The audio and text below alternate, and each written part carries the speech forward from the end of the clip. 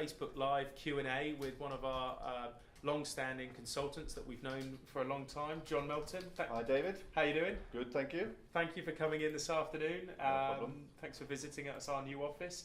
John, I wanted to give our candidate network and our client network a bit of an introduction about your good self. You've been in the industry a long time. You've seen a lot of changes, particularly in the telecoms market. Indeed. With mobile launches. Perhaps you can give us a brief introduction about yourself, and then I'd love to talk about the MVNO side and perhaps some of those examples we talked about earlier about the first MVNO in the world, or one of the first anyway. So why don't you give us a bit of background about yourself? Yeah, sure. Well, I've been in telecommunications really my whole career, on the network side and the IT side. But I guess perhaps the things that are of most interest to the people who've been watching this is the fact that I've been through four launches of companies and 3 big transformations. Wow. So the launches were what became eventually, because now BT, but was one-to-one in the UK. Yeah. Then I moved off of there onto Virgin Mobile. So I was one of the first 6 people who launched Virgin Mobile in the UK. Yeah. Then I went to Canada and launched Virgin Mobile there. And then the final launch I had was out in Bulgaria, in Eastern Europe, where we launched a new mobile operator there.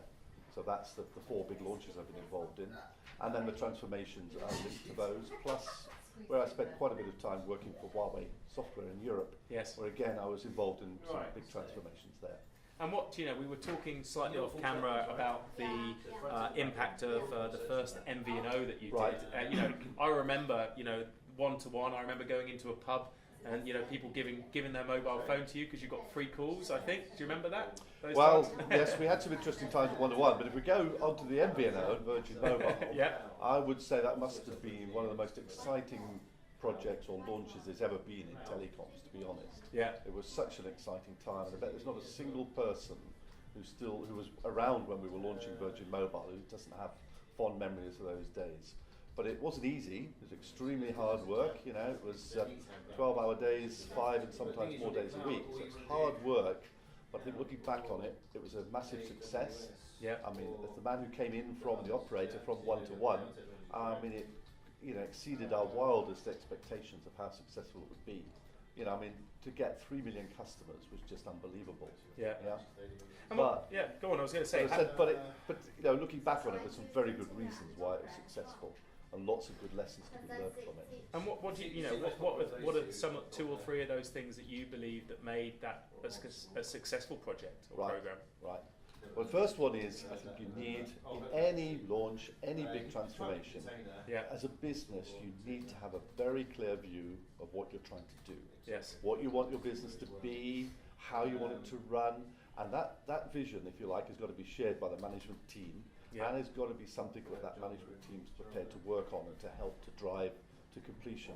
Because there's no way any of these things are easy. Yeah. We were discussing it earlier, and I was saying often the IT part of these big programs may be the hardest, but it's not the most important. Absolutely. The most important, what I've just been discussing, is to have a proper, a real vision from the management team at the CXO level and even the CEO of what they're trying to do with this business and what they want to look like and how to achieve it. Because then when you get into the implementation, of which the IT is usually by far the hardest, you're going to have a challenge. At that point, you need to have the right suppliers and the right team and the right contracts in place to be able to deliver a success. What do you see sometimes that, or often that goes wrong in these transformations and programs? I'm thinking of some examples. Probably this doesn't come from one transformation, but from a number.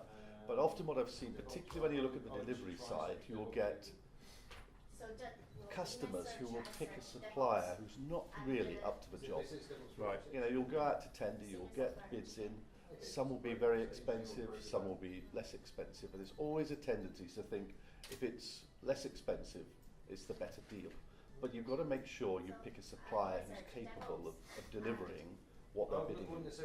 And I can think of at least 3 examples where customers pick suppliers who right from the start really didn't have the capability to deliver what was needed. But even if you've then got the right supply, you have to have the right contract in place. You look to structure to make sure that both sides are incentivized to deliver what the business wants. And similarly, something that's not always a message that people like to hear, I've never come across a successful launch or a successful transformation when the suppliers weren't at least making some margin. you get into a position where, as a customer, you've beaten down the supplier on price, or as a supplier, this is a strategic thing, we're going to go in with an incredibly low bid, invariably they go wrong. Yeah. Because it may be strategic when you make the initial bid, but over time there will be pressure to make money. And if as a supplier you're losing money, there's always going to be pressure to cut costs. You're not going to be able to do the investments that's needed. And I've seen that many times. So I would say the two things associated with success and with failure is to have that real clear vision from the business, commitment behind it, and having the right suppliers to deliver success. And when you've seen projects that are failing, and perhaps you've joined a number of rescue projects, and rescue programs, what is the first thing that you would do as a program manager, as a program director, if you were coming into a rescue program? What is the first things that you need to look at to try and manage and to turn that failing program around? Well, what you've got to do is you've got to get a common picture of why it's failing. And that usually isn't the most difficult. It's not difficult to write down what's going wrong. But then what you've got to do is, and the way I think a number of people describe it, is you've got to get, I'll say both parties, but it could be more than that, it could be 3 or 4 parties. You've got to get them around the table to have a grown-up conversation about what's going wrong. Because invariably it means some give and take on all sides. Yes. As a customer, it may mean you're going to have to spend a bit more money. As a supplier, you're going to have to be more flexible. But you've got to get people around the table having an open, honest discussion about what's wrong, what needs to happen to fix it, and then come up with a proper plan. Often relationships also get to a point where actually even the customer's not even talking to the integrator. I've heard that from our network over the years. When a relationship breaks down to that extent, how can you turn that around, and what can organisations do? Unfortunately, often there has to be a change of people. We'll get to the point where relationships between individuals have got so bad, you have to accept that they're never going to get fixed. But still the principles have got to be the same, which is get people agreeing what the problems are, agreeing to sit around the table and have an adult discussion about how to resolve it, and then come up with a plan to fix it. And how do from your experience, how do organisations get the business buy-in when perhaps the project's been delayed? They've probably had a bit of frustration they've had a little bit of frustration with what's going on in the marketplace and what's happened, and they haven't managed to get the objectives of the business resolved. How do you keep the business bought in when perhaps you're going to have to go through a whole new cycle again? But in a way, that's where you've got to have the business driving and leading this. It isn't like you're a picture where the transformation's leading it and it's got to try and suck the business with it.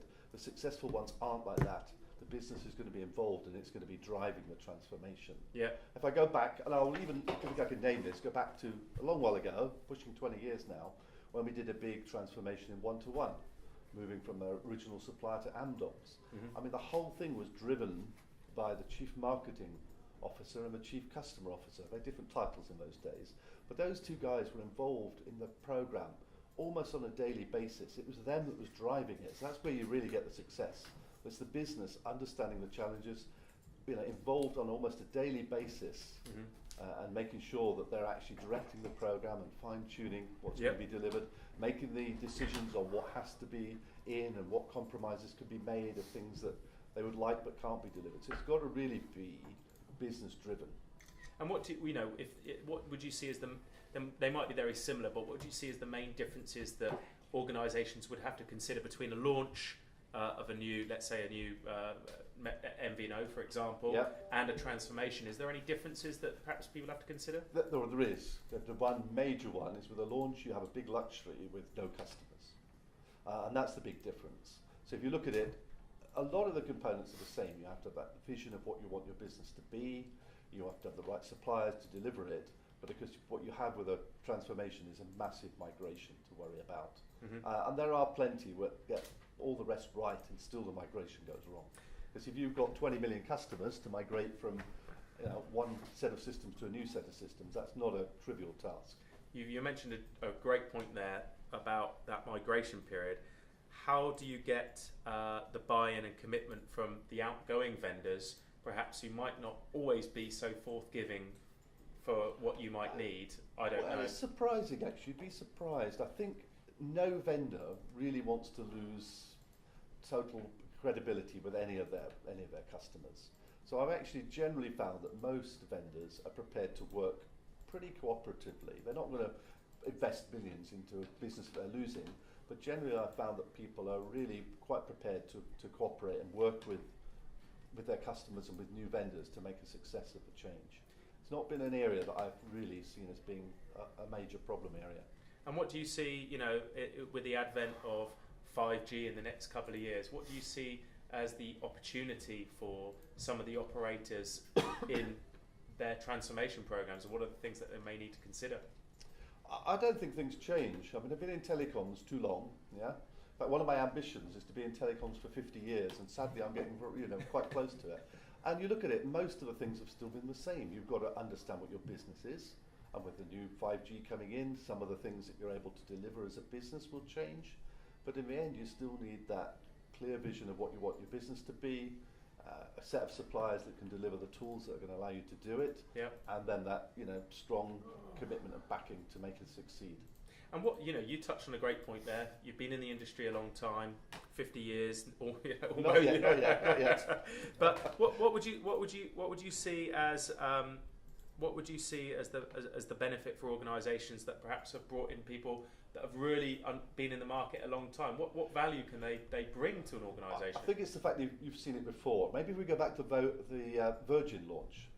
I mean, none of the launches go perfectly smoothly. They're hard work. Yeah. But I always remember, with having gone through the one-to-one launch and then moving on to Virgin, it's almost like I knew what was going to happen next. Yeah. And that's what you're bringing in, people who've had the experience. So when things go wrong, it's not panic, what's happening. It's a clear understanding of, we know this issue, seen it before, and you know the things that need to be done to make sure you get through it successfully. Absolutely, yeah. And it can be a fantastic feeling when you get through that period. Yes. And I would say as well, I mean, I've had plenty of successes. I'm very grateful for that. But I've been involved in some close to disasters as well, and actually that's quite important. In some ways, you learn more from the projects that go wrong than you do from the ones that go well. Absolutely. Particularly if you haven't got, say, for example, the business backing to transformation. Yeah. You may, if you've always had that backing, you may know it's important, but only when you're on a program where it's missing do you realise how important it is and what is the result of not having that backing and how difficult it becomes. Yeah, absolutely. John, look, thank you so much for coming in and joining and sharing us a bit of your story. No problem. What's the best way for people to get in touch with you? Best on LinkedIn, or well, I'm on reach out to LinkedIn, myself, John Melton, but all through you. Yes. Yep, you've got all my details, so if people go to you, I'm sure you'll be in contact with me fairly quickly. Fantastic. We've known each other long enough for that, David. Thank you very much. And look, I hope that was a useful Q&A. If you're interested in finding out more, or perhaps you'd like to come in and join us in our London office and tell us a little bit about your career journey, whether as a consultant or as a permanent candidate, we'd love to hear from you. We'll get this across all our channels, and feel free to come in, and we hope to speak to you again soon. Thanks.